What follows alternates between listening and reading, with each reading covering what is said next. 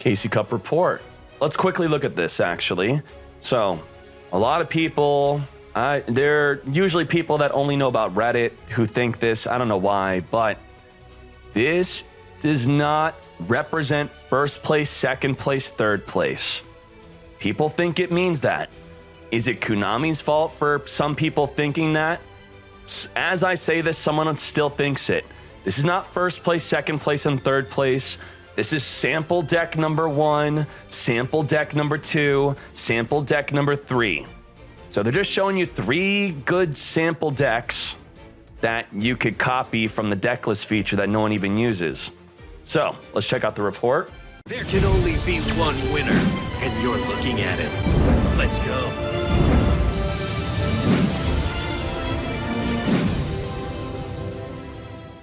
Now, the real stats, Sealed Tombs. All right, Sealed Tombs. I do think they will potentially nerf this skill. So if we were a competent development team, we would use our Casey Cup to balance the game. And we wouldn't mindlessly balance the game around, you know, whatever does well, we nerf it. If it does well, we nerf it. I think we would only balance around problem cards and also making sure the meta doesn't become stale. Like a deck being good for too long, maybe 2 Casey Cups in a row. Or maybe a skill that's been used for a very long time, like Sealed Tombs, which has been used for a very long time. So, I do think Sealed Tombs they're in the threshold of getting nerfed. They've been a used skill for a very long time. I think anything, for balancing a card game, anything that reduces interaction or has been around in the game for too long needs to be adjusted, nerfed, or changed. Because you got to keep the game fresh.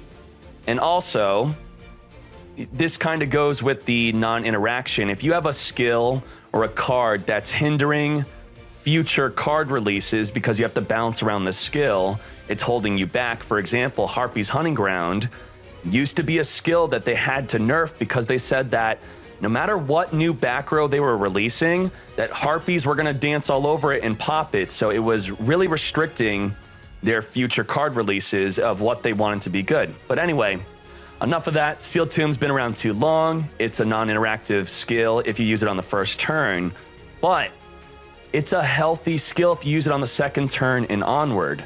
I think it's actually good. It makes the Dark Magician Mirror match a balanced matchup. But still, I think they should hit it in some way. Maybe you just can't use it on the first turn. Can't use it on the first turn. Boom, simple change. You could still use it if you're going second. Now, Sorcerer Conduit. This should be nerfed because it has been around for too long. What is this, 3 Casey Cups in a row? 2 or 3? Element Saber got first place global again. Element Sabers have been, well, I should say Invoked has been good for too long. They need to unstale the meta, they need to fix it. Spell Specialist might be seen as an issue. I think it's actually good to have a skill like Spell Specialist. I wish they were more transparent on how it worked, but that's okay. We figured it out. I think the problem is grass that's greener. I don't think it's good that people are playing randomly 25 card decks, 20 card decks, because it's just randomly creating unfair matchups where if you play the mirror match, they're playing 20, so they didn't adjust for Shiranui, but you did, but now you're at a disadvantage. I think they'll put grass to 2 because of this, but not nerf this skill. Okay, so that's it for skills. Let's see. Use spell and traps. Cosmic Cyclone is everywhere. Cosmic Cyclone used to be in the position of Canadia. Canadia used to be number 1.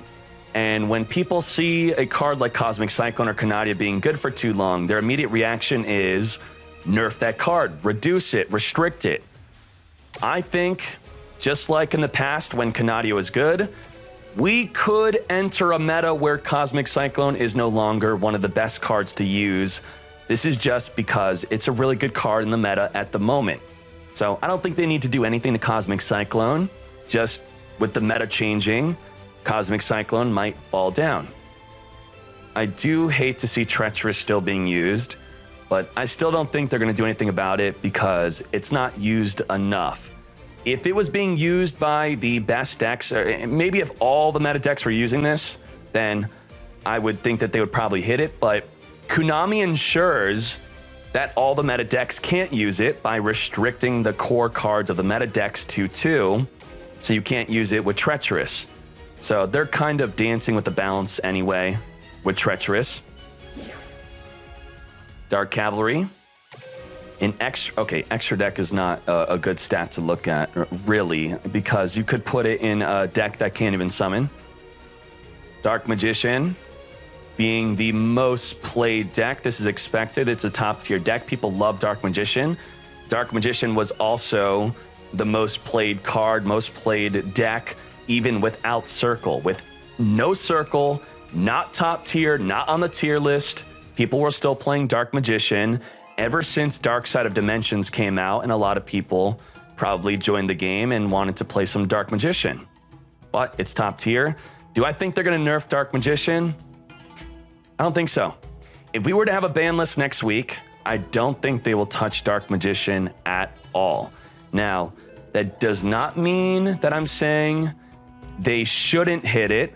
I'm just predicting what I think they will do. I think it's probably too early for them to hit Dark Magician.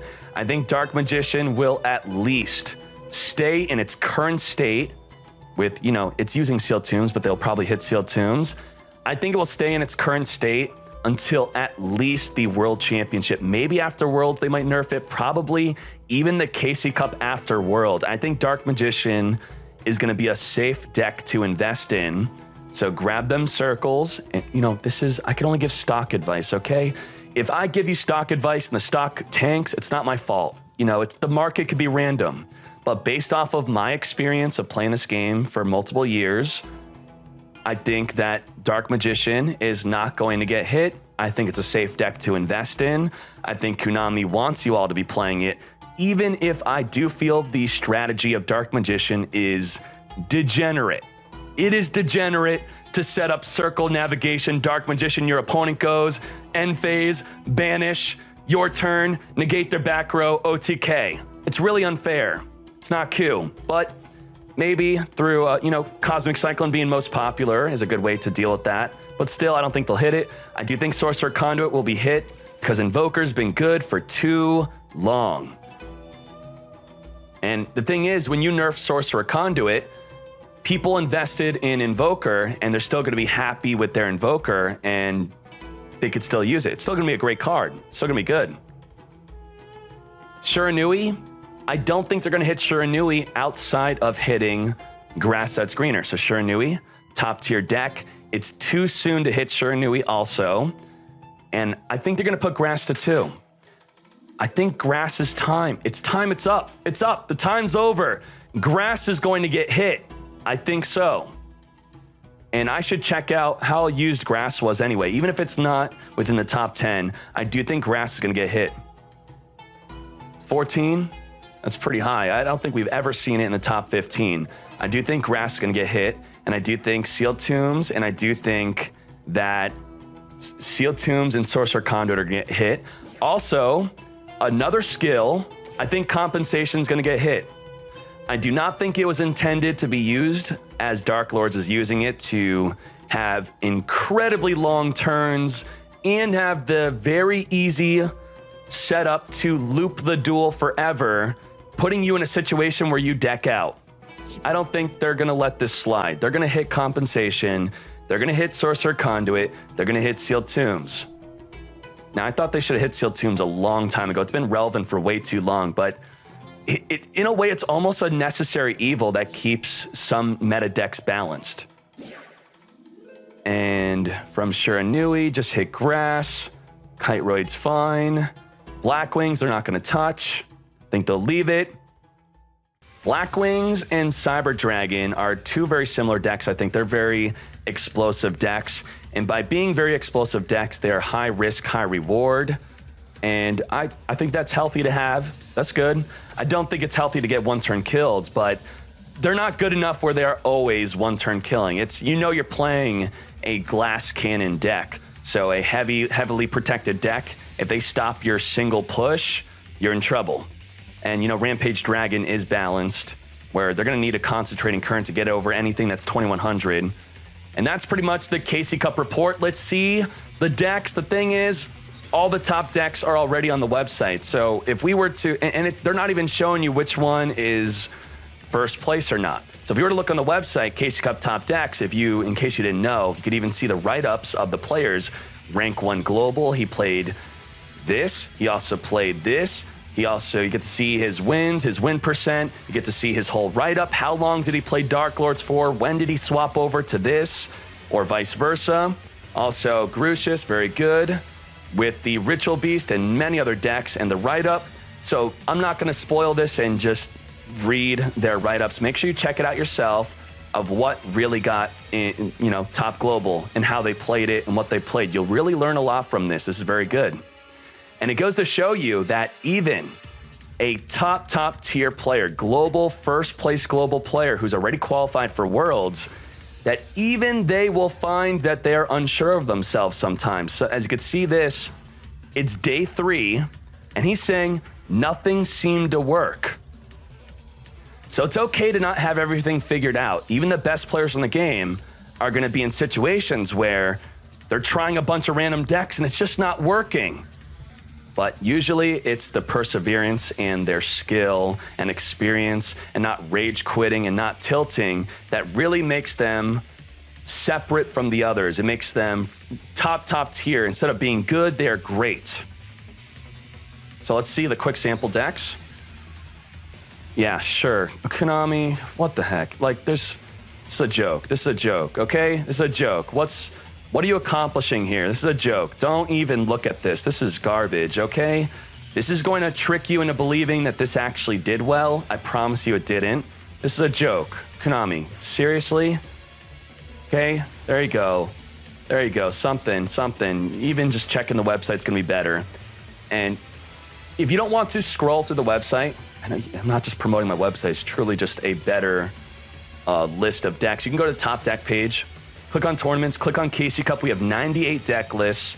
Element Saber, just if you want to look at the balancing of what they should balance, this is the most played deck. So you can check out these, how they were played. Yeah. What else is good? What's good? What's good? D. Okay, yep, this deck popped up. Very good to see this. This is a deck that popped up.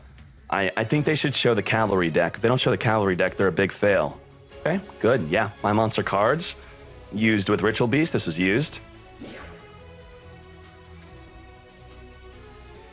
Okay, this is kind of interesting. I think this was on our website too. It's an interesting deck. This is definitely not a standard deck. Heavy starter. This just won a Battle Room tournament, so it's actually legit. Okay. There you go. There you go.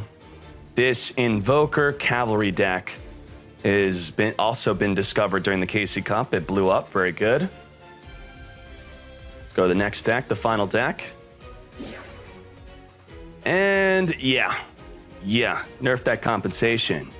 And that was my Banlist predictions and KC Cup report review of the top global decks and analyzing the stats. YouTube fools!